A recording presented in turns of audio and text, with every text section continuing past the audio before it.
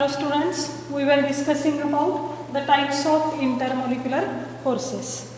Up till now in the previous lectures we have studied two types of intermolecular forces, that is dipole-dipole interaction or forces and the ion dipole interactions. Now today we will study the third type of intermolecular forces, that is dipole-induced dipole interaction or dipole-induced dipole forces. Now this is the interaction present in a polar molecule and non-polar molecule.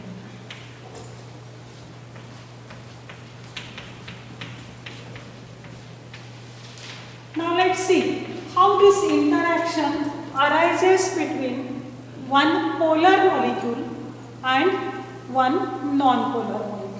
Now we know that the polar molecule is having two poles.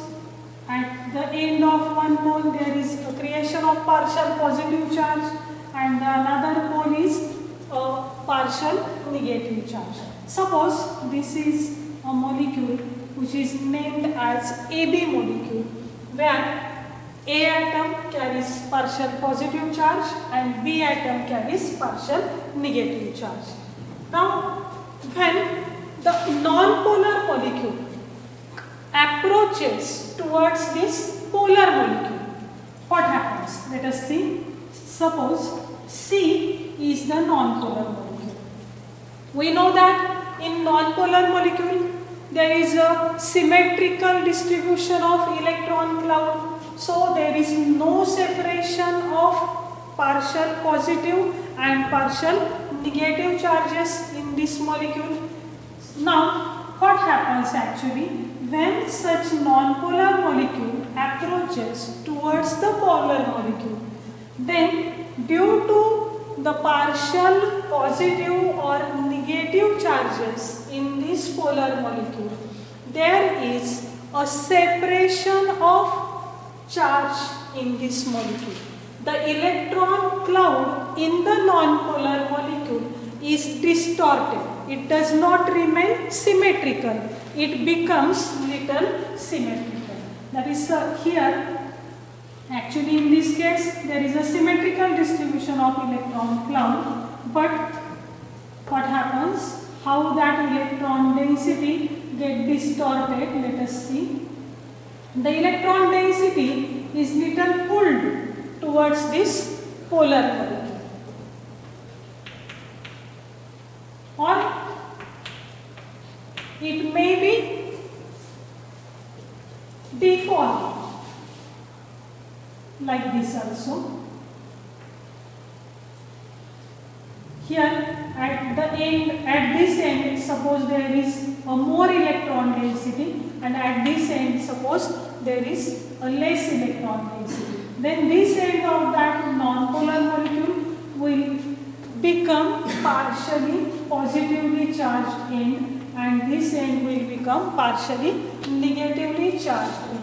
Now this C is the non-polar molecule, but in this non-polar molecule here there is a induction of polarity at a little moment, and therefore we can say that this is induced dipole.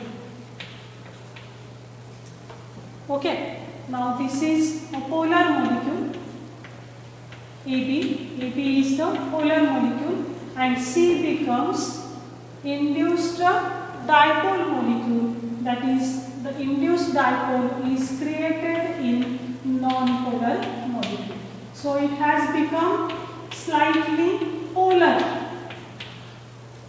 for a particular instant, and now the force of attraction which has created between these two, that is called as the dipole induced dipole interaction. Here the interaction has been arised between a polar molecule and induced dipole molecule. Okay, the polarity has been induced in non-polar molecule. Now let's see one example. We know that ammonia Ammonia is a polar molecule.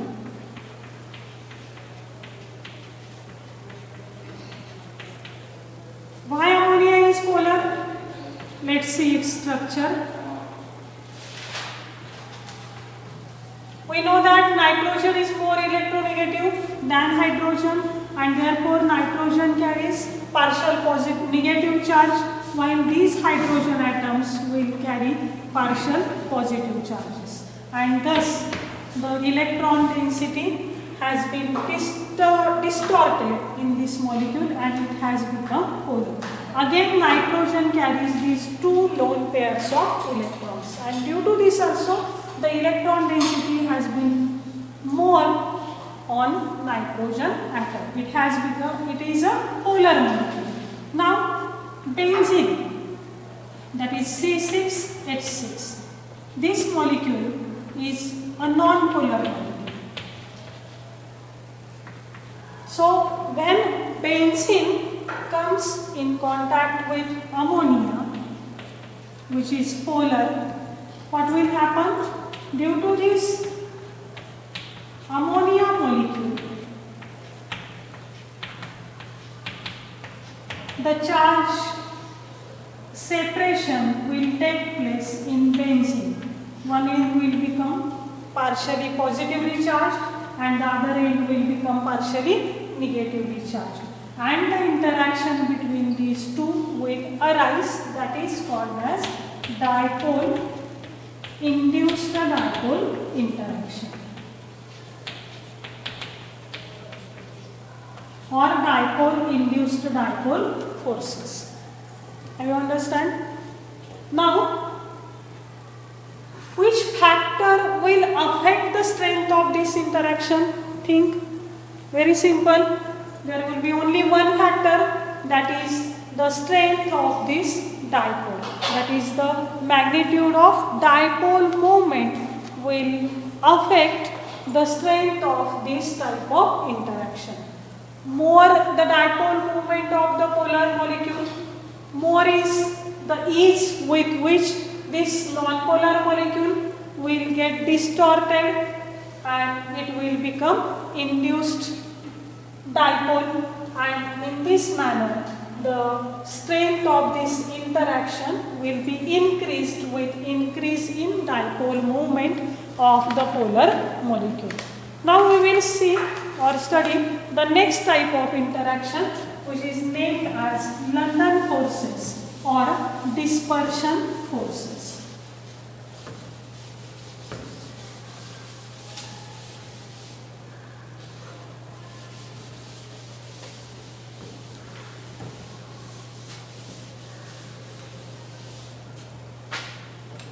Fourth type,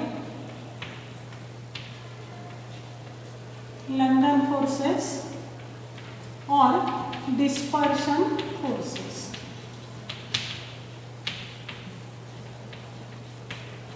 Now this is the interesting type.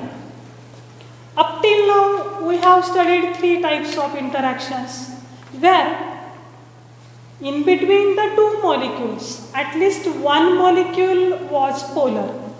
In the first type we have seen that both molecules were polar.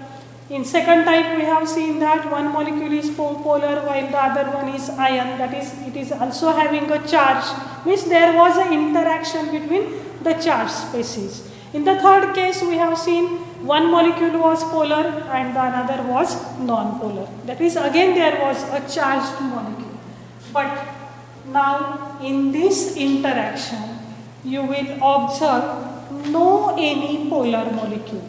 This is an interaction between atoms or non-polar molecules. आता तुम्ही म्हणाल की या atoms मध्ये किंवा non-polar molecules मध्ये interaction कसं काय एक्झिस्ट असणार, कारण atoms असो किंवा non-polar molecules असो यांच्यामध्ये मात्र आपल्याला चार्ज सेपरेशन झालेलं पाहायला मिळत नाही. Atoms, we know that the atoms are electrically neutral and there is a symmetrical distribution of electron cloud or symmetrical distribution of charge density. Positive charge is at the center and around that positive charge the electrons are revolving continuously, and that is there is a symmetrical distribution of negative charge also. Again, similar is the case of non-polar molecule. In both the cases, the electron density is distributed symmetrically. But though this is the case, there is also the interaction between them. Now, how this interaction is explained? Let us see. Or why we can say that these atoms or non-polar molecules also possess the intermolecular forces of attraction. See some examples so that you will get the idea. Take the example of CO2. Carbon dioxide is in gaseous state at room temperature, and already in the previous lectures I have told you that carbon dioxide is a non-polar molecule because its dipole moment is 0, right? But we know that the carbon dioxide can be compressed and its gaseous state can be converted into the solid state. And we know that in case of solids, there are strong forces of attractions than the gases. Means CO2 can exist in solid state. Or even benzene. Benzene is existing in a liquid state. Benzene is again the example of non-polar molecule, but it is existing in the liquid state. The gases like hydrogen, nitrogen, oxygen, or the noble gases like helium, neon, they can be liquefied, means they can be converted into a liquid state. In the liquid state again there must be a strong interaction between the molecules. All these are again the non-polar molecules, or these are the atoms, helium, neon, molecules or atoms, and they are non-polar. What will be the reason? Which type of attractive forces will be present between them? Here already I have told you that in between them the London forces or dispersion forces are present. Now, how these forces are created in between these molecules or atoms, we will see. For that purpose, I will take two atoms. Suppose this is atom A, where I have shown the positively charged nucleus and around which the electrons are revolving. There is a symmetrical distribution of electron cloud. Now, take another atom. Suppose atom B. Okay. The atom B will be again like this. Since it is non-polar, symmetrical distribution of electron cloud around the nucleus. Now, what will happen? When these two atoms approach towards each other, the instantaneous dipole is created. Now, what is meant by instantaneous dipole? Let us see. Instantaneous dipole is also called as a momentary dipole.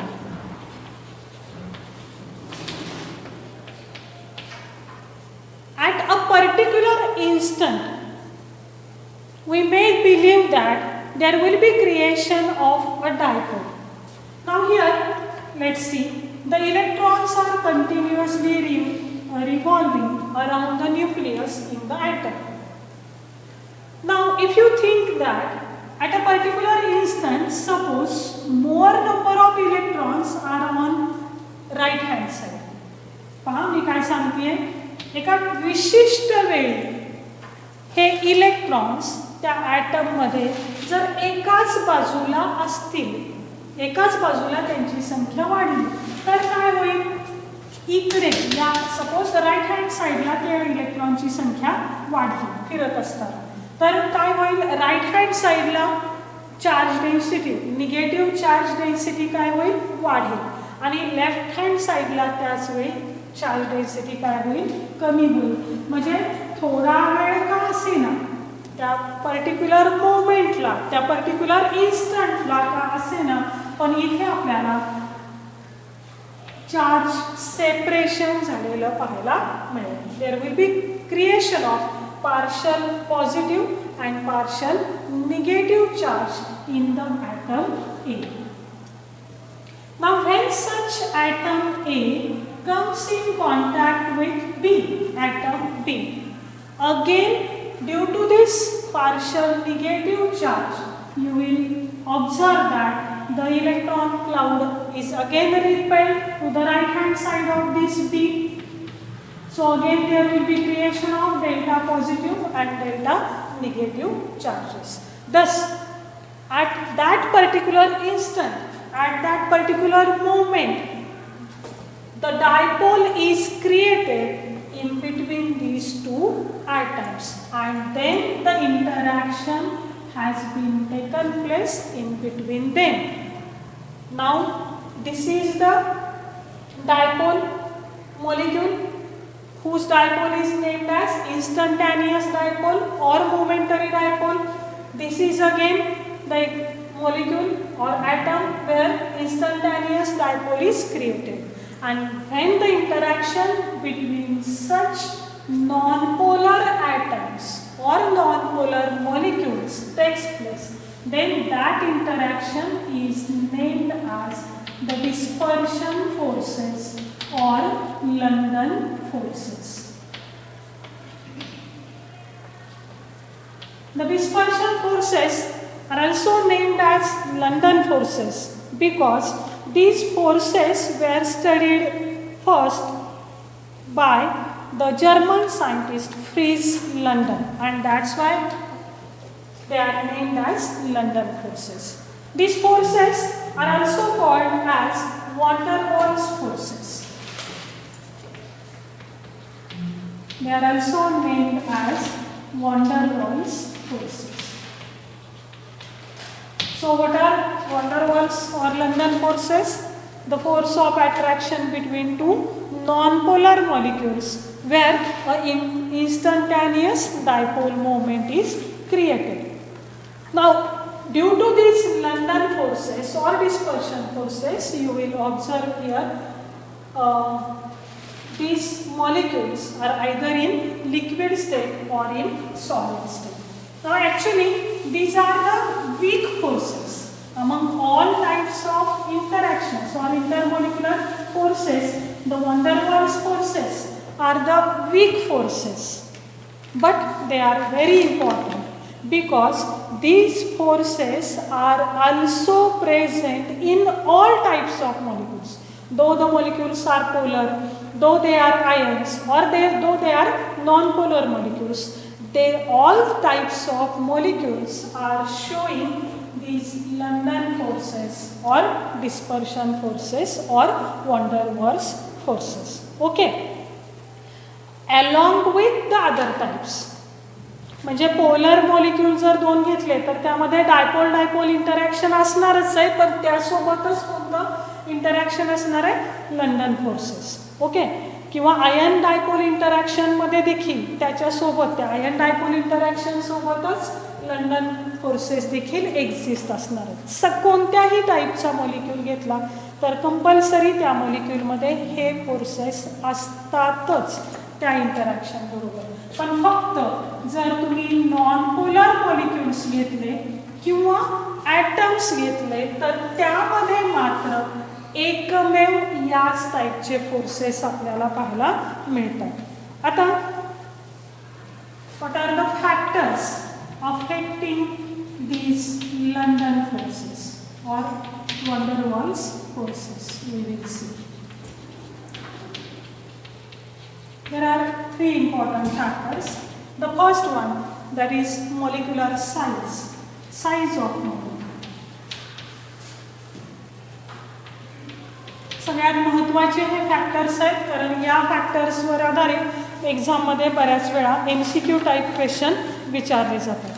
मॉलिक्यूलची size वाढली की त्यामध्ये असणाऱ्या intermolecular forces of interaction देखील काय होतात, वाढत जातात.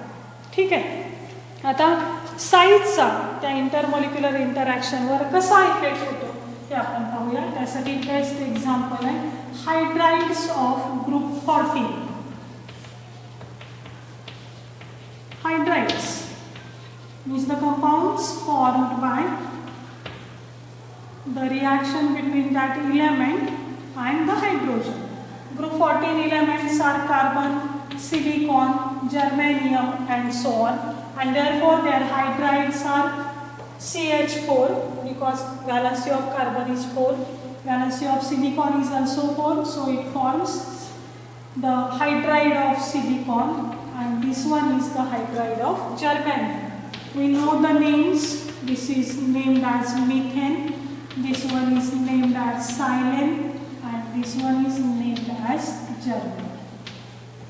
If you observe the boiling points of these molecules, here we will observe that their boiling points are increasing from carbon to germane, that is from methane to germane. Now why their boiling point increases? This is due to increase in molecular size. We know that in the periodic table atomic size increases from top to bottom, and therefore the atomic size of carbon is less than the atomic size of silicon or germanium. There is increase in size of the atoms, and therefore there is increase in the size of these molecules, and that's why there will be the strong interaction, strong van der Waals forces between them. As the London forces or van der Waals forces increase, the boiling point will also increase. Now let's see the second factor, that is the number of electrons in the molecule.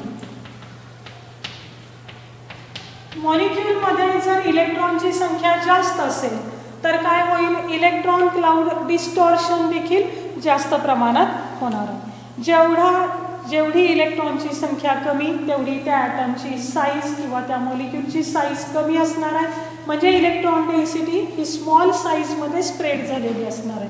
पण मॉलिक्यूलची किंवा ॲटमची size वाढली तर electron distortion हे freely होण्यासाठी त्या मॉलिक्यूलला मदत होणार आहे. So larger the number of electrons in the molecule, more is the strength of van der Waals forces or the London forces. Now let's see the example. Let's see the noble gases: helium, neon, argon, krypton, xenon and radon. Again we know that from top to bottom atomic size increases, and also the number of electrons in these atoms will go on increasing due to increase in their atomic number. Now since the number of electrons have been increased, the electron density size has increased, also the number of electrons have been increased, and therefore there will be more distortion of electron density from helium to radon, and that's why the boiling points of these gases will also increase from helium to radon.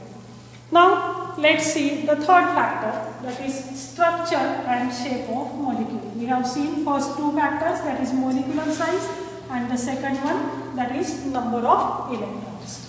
Now let's see the third factor.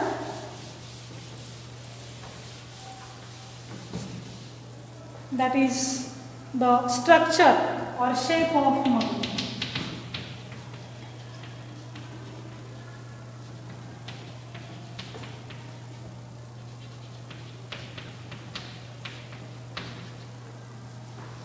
There is an effect of structure of molecule on the dispersion forces also.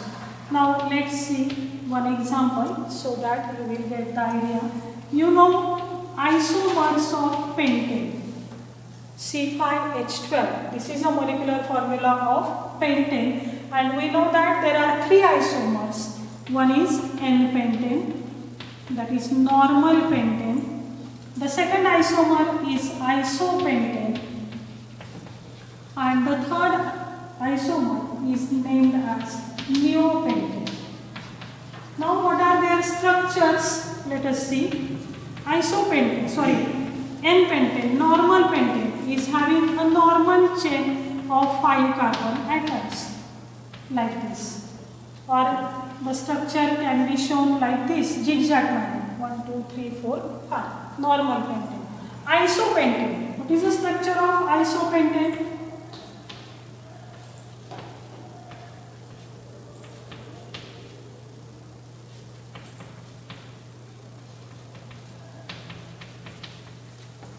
Here you will observe a straight chain pentane molecule, but here there is a branching at one carbon. One branch is present, means this molecule has a compact structure. Now let's see the structure of neopentane.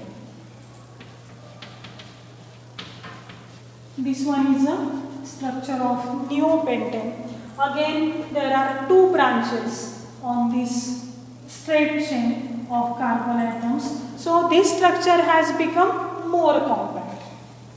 So as the number of branches have been increased, you will observe that the size of molecule or shape of molecule has been decreased, and that's why here if you see the boiling point order of these molecules, you will observe that N-pentane is having more boiling point than isopentane or neopentane. So there is again great effect of structure or shape of molecule, though they are having same molecular mass. Again, if the molecular mass increases, the strength of van der Waals forces also increases. So remember well.